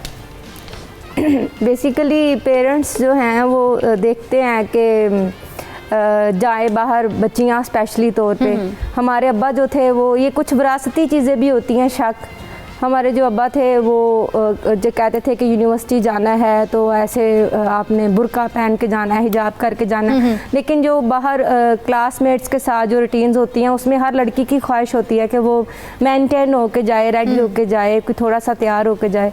तो एक दिन मैं वॉशरूम में तैयार हो रही थी तो मैं लिपस्टिक लगा रही थी, तो अब्बा ने मुझे देख लिया गुजरते हुए, तो उन्होंने मुझे कहा कि आज के बाद तुमने नहीं जाना यूनिवर्सिटी। अच्छा। अभी से बंद। तो बंद कर दी यूनिवर्सिटी आपने? हाँ जी, मैंने पूछने की बड़ी कोशिश की। फिर यूनिवर्सिटी नहीं गई आप? नहीं, मैंने पूछने की बड़ी कोशिश की कि मुझे बताएं आखिर क्या बात है, क्यों नहीं जाना। नहीं, बस हमारी फैमिली में जो है वो इतना ही पढ़ाया जाता है, बस जितना पढ़ लिया इतना ही बहुत है। तो नहीं गई। तो वेरी नेक्स्ट डे मैंने देखा कि मेरा सेल फोन नहीं है, मैं सोई हुई थी, बेड पे नहीं था। अच्छा। तो जब मैंने देखा, ढूंढा, तो चेक किया कि अब हम फ़ोन चेक कर रहे हैं। तो मतलब सिर्फ तैयार हो के जाना बच्चियों पे, ये एक शक है ना। मतलब अगर ऐसे तैयार हो के जाएंगी तो फिर आपकी स्टडी भी इस तरह तो रुक गई? इस तरह स्टडी बाउंड हो गई। फ़ोन भी ले लिया गया? फ़ोन भी ले लिया, और घर से बाहर नहीं निकलना, शॉपिंग करने नहीं जाना। इवन घर में सुई तक आनी है तो उन्होंने खुद लेके आनी है। और भाई है छोटा, वो तो जा नहीं सकता, वो बहुत छोटा है, हम 2 बहनें हैं। तो ये जो शक है ना, ये बात बहुत से लोगों का फ्यूचर खराब कर देता है, जैसे कि मेरा हुआ। तो राबिया, क्या वालिदा पर भी शक किया जाता है? जरूर। वालिद जो है आपकी, वो वालिदा पर भी शक करते थे? हाँ जी, वालिदा मेरी जो है वो टोटली हाउसवाइफ हैं, 5 वक्त नमाज पढ़ती हैं, लेकिन जो है उन्होंने भी सारी जिंदगी कुड़ कुड़ के ही गुजार दी है कि इधर ऐसे नहीं करना, ये नहीं पहनना। चलें जी, जिंदगी कुड़ कुड़ कर गुजार दी। डॉक्टर साहब क्या कहेंगे आप? सिचुएशन तो बड़ी ख़राब है यहाँ पर, पढ़ाई बच्ची की छूट गई है। देखिए, पहली चीज़ ये कि हमें ये समझना होगा कि हम शक का लफ्ज़ जो है लिंग्विस्टिकली मुख्तलिफ और चीज़ों पे इस्तेमाल कर रहे हैं। मिसाल के तौर पर बच्चे का आज के दौर में स्कूल जाना, मोहल्ले के अंदर ये सब चीज़ें होना, हालात ख़राब हैं, तो ये शक नहीं होता, ये कंसर्न होता है। तो कंसर्न होना किसी मोहब्बत करने वाले से, इसमें शक नहीं होता। हम ज़रा कंफ्यूज कर रहे हैं बहुत सारी सिचुएशंस को। माँ बाप को शक उस वक्त होता है जब एक चीज़ बार बार हो और उसका कोई इदराक ना हो, कोई ठीक ना हो, तो फिर शक होना शुरू होता है। इनिशियली तो कंसर्न होता है, और कंसर्न मोहब्बत में होता है, रिश्तों में होता है कंसर्न। दूसरी चीज़ ये है कि शक के लिए कोई ना कोई रीज़न होना चाहिए। देखिए, शक और वहम में फ़र्क है। वहम के अंदर कोई रीज़न नहीं होता, कोई लॉजिकल रीज़न नहीं होता। जैसे हाथ धोने की जो बीमारी है उसको शक नहीं कहते, उसको वहम कहते हैं। तो वहम में कोई रीज़न नहीं होता, शक में हमेशा लॉजिकल रीज़न होता है। जिस माहौल में आप रहते हैं उस माहौल के अंदर जो आपको स्टिमुलस मिलता है, जो बातें सुनाई देती है अखबार, टीवी से, वो आपके जहन में एहतियाती तदाबीर पैदा करता है, और वो इवेंचुअली इसको हम शक कहते हैं कि जी बच्चा टाइम पे आया नहीं आया। अभी खातून जो बात करी थी एग्जैक्टली मुझे सुनाई नहीं दी, आपकी आवाज़ सही नहीं आ रही थी, मगर मुझे नहीं पता इनका इशू क्या, मगर अगर आप एक जुमला बता दें तो मैं उसका हाल बता दूं। मैं बताती हूँ आपको, इनका इशू ये है कि वो कह रही है कि एक दफ़ा वो यूनिवर्सिटी जाई थी, जिसे हर लड़की का एक ख्वाब है कि जी वो थोड़ा सा तैयार होकर चले जाए, लड़कियों का दिल करता है। तो वो वॉशरूम में खड़े होकर लिपस्टिक लगाई थी और उनके जो वालिद साहब हैं उनको उन्होंने देख लिया, और उसके बाद उन्होंने कहा कि भाई आज से तुम यूनिवर्सिटी नहीं जाओगी। और जब वो सोई और जब सुबह उठी तो उनका मोबाइल फ़ोन भी उनके वालिद साहब चेक करे थे, उनके पास नहीं था। तो ये रीज़न बनी कि उनकी पढ़ाई भी है वो मुकम्मल नहीं कर सकी। अच्छा, अब मसला ये कि इसके वालिद को समझाने के लिए इनको किसी और शख्स को शामिल करना होगा, फॉर एग्जांपल मामू को, ताया को, चाचा को। लेकिन वालिद साहब तो वालिदा पे भी बड़े हावी हुए हैं। मैं अग्रीड, सुनिए पहले गौर से, एक सेकंड में देखिए इसकी पोजीशन ये है और वालिद इस पोजीशन पर है, ठीक है। इनको कोई ऐसा शख्स ढूंढना होगा अपनी फैमिली में जो इस पोजीशन में हो और उसके साथ इनका रेपो, उसको ये बात समझानी होगी। अगर वो वालिद से बात करेंगे तो मुमकिन है वालिद सोचना शुरू करे कि हाँ मेरी बेटी लिपस्टिक लगा रही थी, और अगर वो खुद बात करने की कोशिश करेगी वो उस लेवल पे नहीं है, रेपो बिल्डअप नहीं होगा। जिस फैमिलीज की हम बात करते हैं वहां वालिद और बच्चों में रेपो नहीं होता, रिश्ता नहीं होता। रिश्ता बजाय सिर्फ खून का होता है मगर समझ का रिश्ता नहीं होता, सुनने का रिश्ता नहीं होता। तो इसको घर का कोई और खानदान का फर्द इन्वॉल्व करना पड़ेगा ताकि ये वापस अपनी तालीम कर सके। ठीक है नुशाबा, आप कुछ ऐड करना चाह रही थी? जी इकरा, देखें मैं बिल्कुल एग्री करूँगी कि शक वालिदैन का जो बच्चों के साथ रिलेशनशिप है ना, एक चीज़ में हमेशा जब वालिदैन हमारे पास आते हैं तो हम उनसे कहते हैं कि आपने, अगर वो कहते हैं हमारा बच्चा ये है, हमारा बच्चा ऐसा कर रहा है, तो हम यही कहते हैं कि अगर आपने करेले का बीज बोया है तो आप सेब नहीं खाएंगे। वालिदैन की अपनी तरबियत, अपना आपका अपना सीड है ये जो आपने खुद बोया हुआ है और वो ही आप उसका फल खाते हैं। देखिए वालिदैन और बच्चों का जो रिलेशनशिप है, जैसे डॉक्टर साहब ने कहा, ये एहतियात का नाम, एहतियात बर्ड भी होता है ना, परिंदा भी बर्ड आई व्यू देता है, उस एहतियात को हम या उस मुहतात रवैये को हम शक नहीं कह सकते। ये वालिदैन का एक बिल्कुल हक होता है बच्चों के ऊपर, खासकर एक एज लिमिट तक कि वो अपने बच्चों को सोलो फ्लाइट के लिए या इंडिपेंडेंट फ्लाइट के लिए तैयार करते हैं कि वो माशरे में आकर बेसिक उनको एथिक्स या मॉरलिटीज दे रहे होते हैं। जब आपने अपने बच्चे को वो दे दी तो फिर उसके ऊपर एक चीज़ बहुत इंपॉर्टेंट है, वो है ट्रस्ट। आपने अपने बच्चों को इज्जत और ट्रस्ट देना है और कभी अंडर एस्टिमेट नहीं करना। जो बच्चे, जो वालिदैन अपने बच्चों के बारे में उनको एक, देखिए आप अगर डरी हुई, मैं हमेशा कहती हूँ जो माएँ हैं और जो ये शक वाला बिहेवियर है वो आप उसको ले जाते हैं उस तरफ। आपने अपने बच्चे को पूरी तरीके से मॉडलिंग की है, आपने अच्छी पेरेंटिंग की है, आप एहतियात ज़रूर रखें बच्चों के ऊपर इस ज़माने में। उनको पॉजिटिव या नेगेटिव का जो अच्छाई और बुराई का कॉन्सेप्ट आपने देना है। अपने नॉर्म्स, कल्चर, मेटीरियलाइज्ड आपने बच्चों को अगर ज़्यादा अप्रोच नहीं दी, आपकी अपनी कमियां जो है वो प्रोजेक्ट करती हैं आपका रवैया आपके बच्चों की तरफ। अभी डॉक्टर साहब ने एक बड़ी खूबसूरत बात की थर्ड पार्टी इन्वॉल्वमेंट की। देखिए जिस वक्त शक होता है या डाउट होता है या हम एज्यूम कर लेते हैं या अजम्पशंस होती हैं कि यार ये काम ऐसे नहीं, ये बच्चे के साथ है या किसी भी रिलेशनशिप में है, मैं उसमें हमारे देखने वालों को और सब लोगों को एक बहुत ही ज़्यादा इंपॉर्टेंट बात बताऊंगी कि डिस्कशन के अंदर जो आप जिससे डिस्कस कर रहे हैं, यूजुअली शक इतना बुरा नहीं होता, डाउट इतना बुरा नहीं होता, लेकिन जब आप उसको किसी गलत इंसान के साथ डिस्कस करते हैं, वो जो स्कैमा, वो जो बिलीफ आपका स्ट्रांग हो जाता है, वो उसको ज़्यादा डिस्ट्रक्टिव जो रिलेशनशिप की तरफ ले जाता है। क्योंकि हो सकता है कि जिससे आप डिस्कस कर रहे हैं उसके लाइफ एक्सपीरियंसेस वो ना हो, उसका जो ओपिनियन है या उसकी जो राय है वो बाइस्ड हो, वो किसी, इसीलिए जो थर्ड पार्टी इन्वॉल्वमेंट है मेरे ख्याल में पहले वक्तों में देखें हमारा भी जो फैमिली सिस्टम है, दादा दादी, नाना नानी, ये वो रिश्ते थे जिनके ऊपर शक नहीं था, ये एक आपको राय जो देते थे इनकी बड़ी। लेकिन अगर आप किसी ऐसे दोस्त के साथ डिस्कस कर रहे हैं, बच्चों के लिए भी ये बहुत इंपॉर्टेंट है।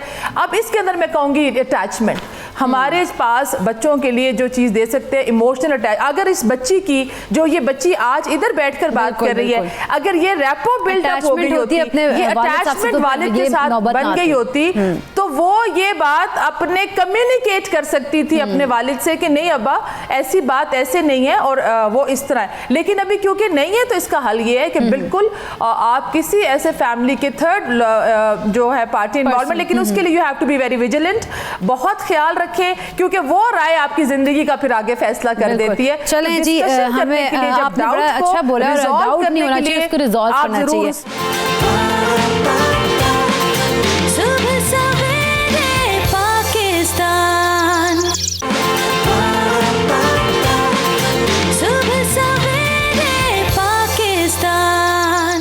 कॉलर भी हमारे साथ मौजूद हैं, इरफान जावेद। अस्सलाम वालेकुम इरफान। अस्सलाम वालेकुम। वालेकुम अस्सलाम इरफान, क्या मसला है? शक है आपको भी या कोई आपके ऊपर शक कर ही बैठा हुआ है? आप ही शक एक बीमारी और इसका मैं हल बताऊंगा क्या है। अच्छा, आप हल बताएंगे आज? जी, एक फिजिकल ट्रेनर हूँ, मैं कई मुल्कों में गया हूँ। रोजाना फैमिली जो है ना आधा घंटा रात को बैठ के लाफ्टर थेरेपी करे, क्लैपिंग करे और वॉइस थेरेपी। हमारा शक भी खत्म हो जाएगा, हमारे बच्चों में हेल्थ भी क्रिएट होगी। बिल्कुल, डॉक्टर मोइस बड़ी जबरदस्त बात कर दी इन्होंने कि एक लाफ्टर थेरेपी होनी चाहिए, सब घर वाले बैठ ही करे, हंसते रहे। कहना चाहूँगा इससे पहले कि लोगों को शक हो जाए, कुछ कहना चाहूँगा। जी जी, इजाज़त? जी जी बोले डॉक्टर साहब, आपको इजाज़त है। ये जो हल बता रहे हैं ये हल गलत है, शक के लिए नहीं होता। अच्छा। ये लाफ्टर थेरेपी होती है डिप्रेशन के लिए, सैडनेस के लिए। शक एक मेंटल प्रोसेस है, मेंटल कॉग्निशन का प्रोसेस है, उसको लाफ्टर थेरेपी से नहीं खत्म होती। तो बराए करम उसको डिस्कशन करके हल किया जा सकता है। लोगों ने लाफ करना शुरू कर दिया तो शक खत्म नहीं होगा। चलिए जी, ठीक है, ऐसे शक खत्म नहीं होता, डिस्कशन करिए। एक और कॉलर भी हमारे साथ मौजूद है, मोहम्मद सुहेब। अस्सलाम वालेकुम मोहम्मद सुहेब। वालेकुम सलाम, क्या हाल है जी? जी ठीक ठाक, आप क्या जानना चाहेंगे? हमारे एक्सपर्ट्स इतने मौजूद हैं हमारे पास। जी मैं शक के बारे में यही कहना चाह रहा हूँ, ये देखें जो वालिदैन होते हैं ना वो बच्चों को मोबाइल वगैरह खुद दे देते हैं, तो उनके ऊपर शक करते हैं, वो एक गलत बात है। ये एक गलत उनका माइंड होता है, गलत ख्याल होता है। पहले उन्हें चीज दे दी, फिर उनके ऊपर शक किया। इस ऊपर शक के एक बुनियाद ऐसी धीमक है जो नीचे से खोखला कर देती है बंदे को, रिश्ते तोड़ देती है। ठीक है बीना साहिबा, जो मोहम्मद सुहेब भी कह रहे हैं कि जो शक है वो अंदर से इंसान को खोखला कर देती है, तो ऐसे क्या करें, मतलब हम ऐसा क्या करें, पेरेंट्स क्या करें, या बच्चों को दरमियान में ऐसी कोई गैप जो है उसको कैसे फिल किया जाए कि शक दूर हो जाए और जो रिश्ते हैं वो बड़े स्मूथली चलें? ये बहुत अच्छी बात अभी आपने की कि इस खोखलेपन को देखिए, एक्चुअली हमारे माशरे में कुछ ऐसी अब तब्दीलियाँ कुछ गुज़श्ता 20 वर्षों में मैं समझती हूँ टेक्नोलॉजी की बात कर, टेक्नोलॉजी की वजह से एग्जैक्टली वही मैं कह रही हूँ, गुज़श्ता 20 वर्षों से ही ये आर्टिफिशियल इंटेलिजेंस और ये जो कुछ भी हमारा इंटरनेट और फ़ोन की एक्सेस टू, क्योंकि आज हम वहाँ तक पहुँच जाते हैं जहाँ तक हमारी सोच जा सकती है। बिल्कुल, हम अपनी सोच के साथ हमारी आवाज़ भी पहुँचती है, हम खुद भी पहुँच जाते हैं। अच्छा, अब जब हम पहुँच जाते हैं तो हम अपने बच्चों को इनसे दूर नहीं रख सकते। अब हमें इसमें भी अपने बच्चों के अंदर, अभी डॉक्टर साहिबा ने भी कहा और आपने भी कहा कि कॉन्फिडेंस देना है। जब तक हम अपने बच्चों को एक स्टेज के बाद हमें सबसे पहले हमें उस टाइम, क्वालिटी टाइम को सही इस्तेमाल पेरेंट्स को करना है जब वो बच्चे छोटे हैं और तरबियत के वक्त से गुजर रहे हैं। जब वो स्टेज से गुजर रहे हैं, बचपन से ट्रेनिंग देनी है how to live in that society. अच्छा, पहले तो ओन करना है अपनी औलाद को, दे आर आवर ओन, ये हमारा प्रोडक्ट नहीं है, दे आर हमारी जिम्मेदारी नहीं है, बल्कि ये हमारे पर ब्लेसिंग है। इसको ब्लेसिंग समझें, इनको अजाब ना समझें, क्योंकि बच्चों के जब इस चीज़ को आप ब्लेसिंग समझेंगे तो वो आपके लिए बरकत होगी। हाँ जी। और जब वो बरकत होगी तो उसकी तरबियत आप उसी तरह करेंगे। अच्छा, अब जब हम उन्हें करते हैं, फिर जब वो स्टेज पे पहुंचते हैं, फिर हम उन्हें वॉच करें, हम उनको शक ना करें, उनके ऊपर कीप एन आई का डजंट मीन शक करना। अब मैं यहाँ पे हूँ, मेरे दोनों बच्चे अमेरिका में पढ़ रहे हैं, मैं वहीं थी, इतना बरस वहाँ रही। अच्छा, अब उसमें मैं उनको मुझे लोग कहते हैं, मैं कहती हूँ अरे मैंने अपनी तरबियत कर दी, दोनों कॉलेज और यूनिवर्सिटी में है, एक यूनिवर्सिटी में इस साल गए हैं और एक कॉलेज में। मैंने कहा उनके ऊपर मैं शक नहीं, वो कहते तुम्हें शक, मैंने कहा अरे क्या शक करें, मुझे अपनी तरबियत पे नाज है, वो रोज़ मुझसे फेस टाइम करते हैं। अब आज की टेक्नोलॉजी में जब हम एक कनेक्ट करें, अपने बच्चों से राब्ते में रहें। हाँ। अच्छा, अब ये ज़रूरी नहीं है, क्योंकि देखिए ये आज आउटसोर्सिंग अगर हो रही है आज की दुनिया में, आउटसोर्सिंग में आप दूसरी जगह पे दूसरे शहरों में भी काम कर रहे हैं, but you have to connected with each other. अगर गैप आ गए ना, पेरेंट्स एक घर में रहते हुए भी कनेक्शन नहीं दे पाते। बिल्कुल आप सही कह रही हो। अब ये बात है कि एक घर में रहते हुए भी लोग कनेक्टेड नहीं है और दूसरे मुल्कों में रहते हुए भी लोग आप कनेक्टेड हैं, तो it means this is very important in this global. ये ट्रेनिंग है कि आपने शुरू से ही उनके ऊपर कंट्रोल किया, बच्चों को बड़े प्यार से, बच्चों के साथ एक बॉन्डिंग, यस, कोवलेंट बॉन्डिंग जो होती है ना। फिर मैं साइंस की इसलिए बात करती हूँ, साइंस खुदा का इल्म है, साइंस साइंसदान का इल्म नहीं है। साइंसदान उसका तहकीक करता है, बिल्कुल उसका माहिर है, लेकिन इल्म ये खुदा का है। तो इसलिए जो आर्टिफिशियल इंटेलिजेंस का भी इल्म है, ये भी खुदा का है, और हमारे अंदर जितने जज्बे हैं ये भी हमें खुदा की तरफ से दिए गए हैं, और इनको ब्लेसिंग समझना चाहिए, ब्लेसिंग समझना चाहिए। तो इनको लेके आगे चलें, तो फिर यकीन माने औलाद आपके साथ बिल्कुल भी बेवफा नहीं, फेयर होके चलेगी, बिल्कुल ट्रस्ट भी करना, और वो माशरे के एक बड़े बुनियादी हमारी इकाई, खूबसूरत माशरा भी ऐसे बनेगा, वही देते हैं, और उनके तजर्बों से फ़ायदा भी उठाना चाहिए। चलें तहमीना साहिबा, ये जो शक है रिश्तों पर कितना मतलब असरअंदाज होता है और रिश्ते इससे किस तरह से मुतासिर हो सकते हैं? देखिए, जो बच्चों का मामला है, जहाँ तक बच्चों पे जो शक करना है या बच्चे इस तरह की पेरेंट्स हैं, मेरे ख्याल वही बात है कि जो बोगे वही मिलेगा। तो बच्चों को अगर आप शुरू से फ्रेंडशिप में रहो, आप इतना बच्चों के साथ टाइम, क्वालिटी टाइम स्पेंड करें कि बच्चे मजबूर हो जाए हमें एक एक बात बताने की, कि वो नेगेटिव भी हो, पॉजिटिव भी हो। जब वो डिस्कस करेंगे तो हम तभी वो हमारी सुनेंगे भी। एडवाइस की बजाय अगर पेरेंट्स शुरू से ही प्रैक्टिकल रहे, पहले ज़माने में जो हमारे ग्रैंड पेरेंट्स थे, हमारे दिमागों में वो क्यों चीज़ें मौजूद हैं, वो स्टोरीज़ में बताते थे हमें। एडवाइस कम करते थे, डांट डपटना कम था, स्टोरीज में था, और स्टोरीज आपके जहन में ज़्यादा देर तक असर करती है। तो आजकल पेरेंट्स का भी थोड़ा सा कसूर ये कर रहे हैं कि वो बच्चों को कम टाइम में डांट डपट के चाहते हैं कि कम टाइम में उनको उस पर समझा लें बस कि आपने ये काम नहीं करना, लेकिन प्रैक्टिकल दिखाते नहीं है। जब आप प्रैक्टिकल दिखाएंगे आप उनके साथ ऐसे काम करें जिससे जो बच्चे हैं ना वो उनसे इतना ज़्यादा उनके खिलाफ ना हो जाए। तो डॉक्टर मोहित साहब, आखिर शक को ख़त्म कैसे किया जाए, इसके ऊपर कोई लास्टली मैसेज दीजिएगा। देखिए, शक को मैंने कहा ना, एक तो शक को ख़त्म करने के लिए या तो प्रॉपर थेरेपी ले, साइकोथेरेपी होती है, उसके कुछ सेशंस होते हैं और वो ख़त्म हो सकता है, या फिर अगर आप माहिर हैं NLP वगैरह हिप्नोसिस से शक जल्दी ख़त्म होता है, 2-3 सेशंस में हो जाता है। उसमें हम डाउट क्रिएट करें। मैं एक छोटी सी मिसाल दूं, अगर आपके पास 1 मिनट है तो। हाँ जी, बिल्कुल। एक वर्कशॉप हो रहा था और 50-60 लोग बैठे हुए थे कराची के एक बड़े मशहूर होटल में, NLP का वर्कशॉप था। अब मैंने एक चीज़ बताने के लिए कि मैं बार बार छत को दे रहा हूँ, बार बार छत को देख रहा हूँ। तो एक साहब उठे, उसने कहा सर आप बार बार छत को क्यों देख रहे हैं? मैंने कहा कोई बात नहीं। फिर कुछ देर बाद बार बार छत, अब सबको फिक्र होगी कि छत को क्यों देख रहे मोहित साहब? तो मैंने कहा असल में आप, मुझे फिक्र ये हो रही है कि असल में पहले जो यहाँ था ना पिलर थे, वो पिलर चले गए और मुझे डर लगता है इतने लोगों में छत गिर गई। तो अब देखे सबके सबको शक हो गया कि छत गिर जाएगी। तो फिर मैंने कहा मैंने इंस्टॉल किया, मैंने आपके अंदर डाला शक, और अब शक निकालने का तरीका ये है, शक डाला गया तो ये शक डाला जाता है, और जिस तरह शक डाला जाता है उस तरह डाउट क्रिएट करके आप शक को, यानी शक को शक से काउंटर कर सकते हैं। और एक आखिरी चीज, हमारे एक गुरुजी कहा करते थे, trust in a higher benevolent reality, यानी एक खैर ख्वाह हकीकत कायनात में अल्लाह ताला की, उस पर ट्रस्ट करो, भरोसा करो। तो अब 2 चीजें होती हैं, एक ये कहते हैं कि जी trust in God but lock your car, यानी गाड़ी को लॉक करो बट ट्रस्ट इन गॉड। तो जिंदगी में लोगों को सिखाए जिनको शक होता है कि हर चीज पे शक नहीं होना चाहिए, और जहां होना चाहिए वह लाजमी होना चाहिए। तो उम्मीद करते हैं कि गुफ्तगू के जरिए सोच चेंज कर शक निकाला जा सकता है। बिल्कुल, सोच चेंज करके शक निकाला जाए। नौशाबा, आप क्या मैसेज देना चाहेंगी? मेरे पास 2-4 बातें। देखिए, ये जो बेसिक हमारी कुछ बीमारियां, कीना, हसद, झूठ जो है, ये गीबत, ये जो बीमारियां हैं, शक, ये वो बीमारियां जो लेटर ऑन खून में शामिल होकर हाइपरटेंशन, डिप्रेशन, शुगर, ये सब का ताल्लुक जो है ये स्टार्ट आपकी सोच के साथ होता है।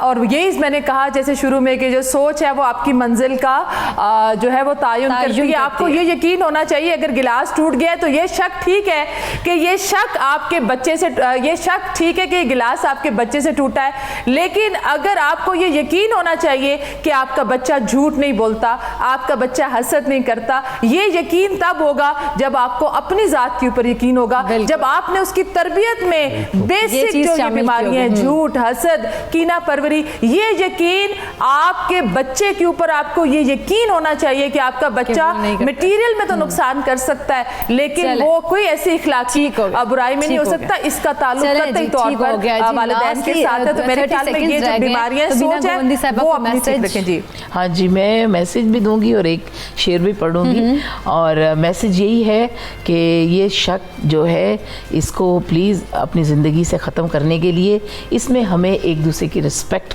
के एलिमेंट को नहीं करना चाहिए, रिस्पेक्ट रखनी चाहिए, रिस्पेक्ट, ट्रस्ट और अपने आप के ऊपर यकीन, एतमाद, खुद एतमादी, खुद इंडिविजुअल को। और इसी के लिए फिर मैं एक शेर आपकी नज़र ये करती हूँ, तेरा हर गम चुरा लिया होता, तेरा हर गम चुरा लिया होता, काश मेरा पता लिया होता, तेरा हर गम चुरा लिया होता, काश मेरा पता लिया होता, जिंदगी धूप में गुजारी है, जिंदगी धूप में गुजारी है, साए में ही छुपा लिया होता। वाह वाह भाई वाह, बहुत ही ज़बरदस्त। बीना गोवंदी साहब आपका बहुत शुक्रिया, तहमीना साहिबा आपको बहुत शुक्रिया, और साथ ही साथ नौशाबा और डॉक्टर मोइज़ आप दोनों का भी बहुत शुक्रिया कि आपने इतना क्वालिटी टाइम हम लोगों के लिए निकाला, हमारे व्यूवर्स के लिए। तो प्रोग्राम को वक्त हुआ चाहता है ख़त्म, तो इस प्रोग्राम का फीडबैक ज़रूर दीजिएगा, और कल इसी टाइम मुलाकात करेंगे आपके साथ। अभी हमें दीजिए इजाज़त, अल्लाह हाफ़िज़।